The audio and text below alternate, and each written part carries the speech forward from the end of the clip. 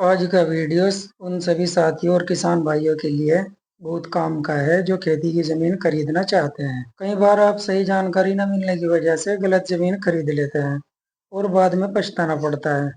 इसलिए आज हम आपको बताने वाले हैं कृषि भूमि खरीदने की पूरी जानकारी, ताकि आप सुरक्षित और फायदा वाला सौदा कर सकें और भविष्य में आपको किसी तरह की कोई भी परेशानी का सामना न करना पड़े। वीडियो में लास्ट तक बने रहिए। आज हम आपको एक एक जानकारी से रूबरू कराने वाले हैं। तो चलिए बिना देरी के शुरू करते हैं आज की जानकारी बिल्कुल आसान भाषा में। हेलो दोस्तों, स्वागत है आपका एमसी प्रॉपर्टी व्लॉग्स में, जहां हम आपके लिए लाते हैं जमीन से जुड़ी सही और सच्ची जानकारी, वो भी आसान भाषा में। सबसे पहले ये देखें कि जो जमीन आप खरीद रहे हैं वो कृषि भूमि एग्रीकल्चर लैंड ही है या रेजिडेंशियल इंडस्ट्रियल घोषित हो चुकी है। कैसे पता करें? खसरा खतुन्नी रिकॉर्ड ऑफ राइट्स देखें, पटवारी या तहसीलदार से मिले और जानकारी ले। अगर जमीन कृषि भूमि ना होकर रिहायशी घोषित हो चुकी हो तो इस जमीन पर खेती करना मुश्किल हो सकता है। जमीन के कागजात और लीगल जानकारी ले। किसी भी जमीन की खरीद से पहले ये 6 दस्तावेज जरूर जांच कर ले। खसरा नंबर और खाता नंबर, रजिस्ट्री, सेल डीड, जमाबंदी, भूमि स्वामित्व का विवरण, इक्यूम्ब्रेंस सर्टिफिकेट यानी बोझ से मुक्त है या नहीं, कहीं किसी बैंक से कोई लोन तो नहीं या कोई विवाद तो नहीं है। म्यूटेशन सर्टिफिकेट यानी नामांतरण पत्र देखें।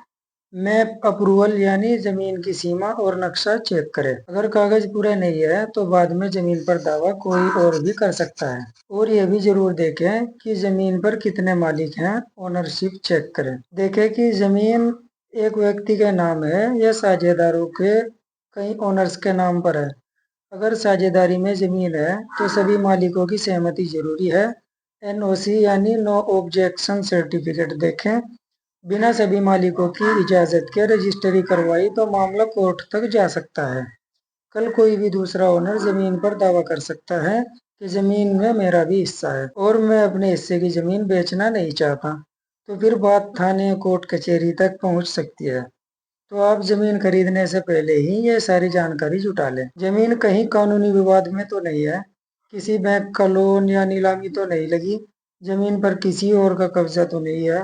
तहसील, कोर्ट और बैंक से जानकारी ले सकते हैं। लोकेशन और एक्सेस, जगह और रास्ता, जमीन पर रास्ता ना हो तो वो जमीन बहुत कम रेट में मिल जाती है। तो आप कम रेट के लालच में बिल्कुल ना पड़े। बिना रास्ते की जमीन खरीदना सही फैसला नहीं होगा। इससे होता क्या है, जो पैसे आप इन्वेस्ट करोगे कल आपके वो पैसे भी फंस जाएंगे। ऐसी गलती बिल्कुल भी ना करें। जमीन तक रास्ता है या नहीं, है अगर है तो कैसा है ये पहले से ही चेक कर ले। 20-30 फीट का रोड है या कच्ची सड़क है या खेत में घुसने के लिए किसी और की जमीन से होकर जाना पड़ता है। जमीन तक सीधा रास्ता ना हो तो खेती और ट्रैक्टर ले जाना मुश्किल हो जाता है। जमीन उपजाऊ है या बंजर, अगर जमीन उपजाऊ नहीं होगी तो ऐसी जमीन लेने में कोई फायदा नहीं होगा और ऐसी जमीन की कीमत कभी नहीं बढ़ेगी। तो ये भी पहले ही चेक कर लें कि वहाँ पानी की सुविधा, बोरवेल, नहर है या नहीं, बिजली कनेक्शन है या लगवाना पड़ेगा। खेत खरीदने का असली फायदा तब है जब जमीन में फसलें अच्छी हों और बिजली, पानी और रास्ते जैसी सारी सुविधाएं मौजूद हो। सरकारी नियम और पाबंदियां चेक करें। क्या बाहरी लोग इस इलाके में जमीन खरीद सकते हैं या नहीं। जैसे उत्तराखंड में कुछ अलग तरह के नियम हैं।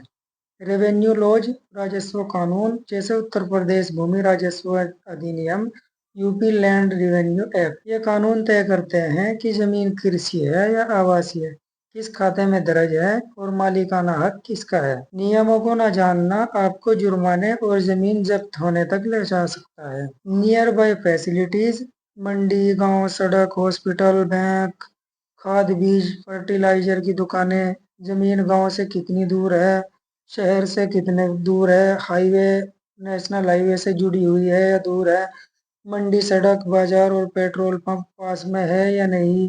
ये सब बातें भविष्य में खेती और बिक्री दोनों के लिए जरूरी होती हैं। अब बात आती है रजिस्ट्री और पेमेंट प्रोसेस की। सेल डीड की रजिस्ट्री पूरी तरह से सरकारी दफ्तर में कराएं। पूरा पेमेंट चेक या आरटीजीएस से करें ताकि ट्रांसपेरेंसी बनी रहे। धोखाधड़ी और ठगी से सावधान रहें। ब्रोकर और मालिक दोनों के सामने सौदा करना बेहतर है। अपनी सारी बात पहले से तय कर लें, जिससे बाद में आपके साथ कोई दिक्कत और परेशानी ना हो। जमीन पर कब्जा और म्यूटेशन करवाना, रजिस्ट्री के बाद जमीन पर तुरंत कब्जा लेना ना भूलें। कहीं बाद में आपको पता लगे कि किसी भूमाफिया ने कब्जा कर लिया और अब वो भी आपसे पैसे की मांग कर रहा है, तो आप कब्जा लेने में बिल्कुल भी देरी ना करें। और अगर आपका थोड़ा बजट और हो तो तार बाड़ भी करवा लें।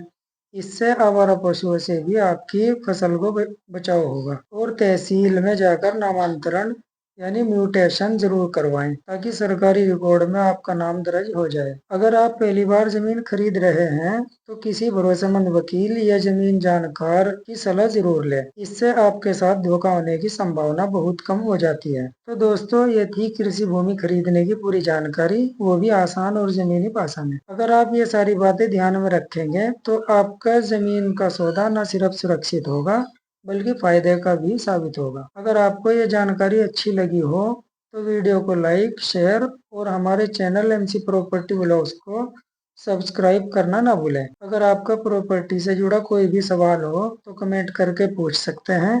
हम कमेंट का जल्दी जवाब देने की कोशिश करेंगे। और आप अगली वीडियो किस टॉपिक पर चाहते हैं कमेंट में जरूर बताएं। मिलते हैं ऐसी ही एक और जमीन से जुड़ी जानकारी के साथ। तब तक के लिए धन्यवाद। जय हिंद।